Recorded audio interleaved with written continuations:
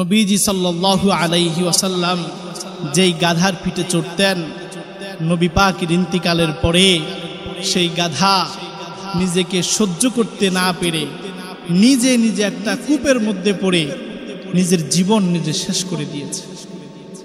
নবী সাল্লাল্লাহু আলাইহি ওয়াসাল্লাম যেই উটের উপরে ভর দিয়ে চলতেন, যেই উটকে সাওয়ারি বানাইয়া সফরে যেতেন, নবী পাকের ইন্তিকালের পরে সেই উট জান্নাতুল বাকি কবরস্থানের পাশে গিয়া এমন ভাবে বসছে 2 সপ্তাহ 14 থেকে 15 দিন এই বসার থেকে ওঠেন নাই, এক বিন্দু পরিমাণ পানি খাবার গ্রহণ করেন নাই। উট নবী হারানোর ব্যথায় নিজের জীবনকে ওখানে শেষ করে দিয়েছে।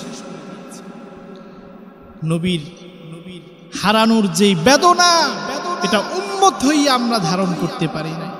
একটা পশু, একটা গাধা, একটা উট, নবী হারানোর বেদনা, বিরহ এত বেশি পরিমাণ তাদের ভিতরে ছিল, যেটা আমরা নবীর উম্মত হইয়াও আমাদের মধ্যে নাই। নবীর একজন সাহাবী হযরত আব্দুল্লাহ ইবনে যায়েদ ইবনে আব্দে রব্বি রাদিয়াল্লাহু তাআলা আনহু, যিনি সর্বপ্রথম আমরা যে আজান দেই, আজানের শব্দগুলো যিনি সর্বপ্রথম স্বপ্নে দেখেছেন, এই আব্দুল্লাহ ইবনে যায়েদ ইবনে আব্দে রব্বি রাদিয়াল্লাহু তাআলা আনহু, তিনি খেজুর বাগানে কাজ করতেছিলেন। এমন সময় কে যেন এসে বলেছে, নবীজি সাল্লাল্লাহু আলাইহি ওয়াসাল্লাম দুনিয়ার থেকে ইন্তেকাল করে চলে গেছেন। সাথে সাথে এই আব্দুল্লাহ ইবনে যায়েদ ইবনে আব্দে রব্বি রাদিয়াল্লাহু তাআলা আনহু দুটো হাত আল্লাহর দরবারে আসমানের দিকে তুলে বলেছে, ইয়া আল্লাহ, যেই চোখ আর কোনোদিন নবী দেখবে না, যেই কান আর কোনোদিন নবীর মুখের থেকে হাদিস শুনবে না, এই চোখ আর কান আমি রাখতে চাই না। ইয়া আল্লাহ, তুমি আমার এই কান এবং চোখ তুমি নিয়ে যাও। কিতাবের মধ্যে লেখে আমরা পড়েছি, সাথে সাথে এই আব্দুল্লাহ ইবনে যায়েদ ইবনে আব্দে রব্বি রাদিয়াল্লাহু তাআলা আনহু অন্ধ হয়ে গেলেন, বধির হয়ে গেলেন। উনি কানেও কিছু শোনে না, চোখেও কিছু দেখে না। কতটা ইশক, কতটা মুহাব্বত, নবী মুহাব্বত কতটা দিলের মধ্যে ছিল, নবীর প্রতি কত পরিমাণ ভালোবাসা তাদের ছিল, যেটা আমাদের নাই। হযরত ফাতেমা রাদিয়াল্লাহু তাআলা আনহা যেদিন রাসূল ইন্তিকাল করেছেন, হযরত আনাস রাদিয়াল্লাহু তাআলা আনহুকে বলতেছে, হে আনাস, তোমরা কিভাবে আমার বাবাকে কবরে দাফন করে ফেলবা? তোমরা কিভাবে আমার বাবাকে মাটি চাপা দিয়ে দিবা? তোমরা কিভাবে আমার বাবাকে দুনিয়ার থেকে পরকালে পাঠিয়ে দিবা? আমি ফাতেমার সহ্য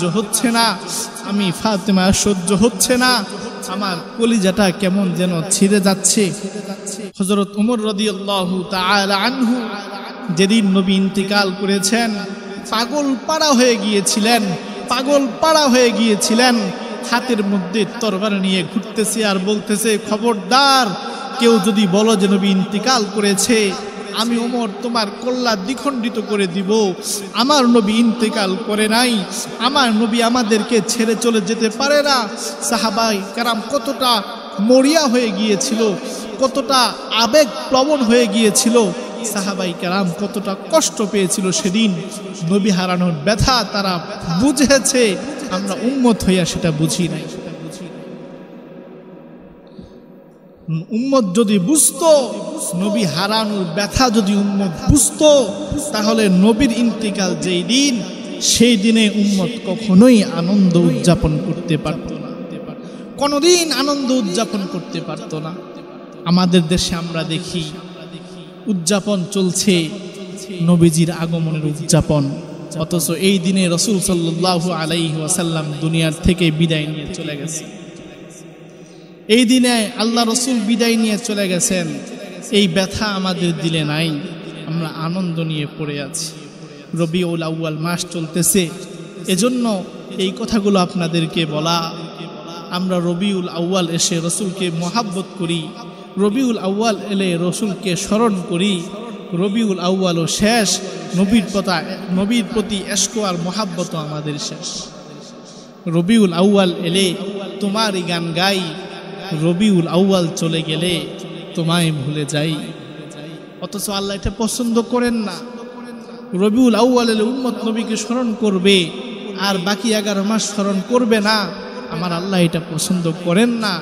আল্লাহ এটা পছন্দ করেন, বান্দা আমাকে যেমন 12 মাস স্মরণ করে আমার বন্ধুকেও, আমার উম্মত, আমার বন্ধুর উম্মত 12 মাস স্মরণ করবে। এটা আমি আল্লাহর বড় পছন্দ, এটা আমি আল্লাহ বড্ড বেশি ভালোবাসি।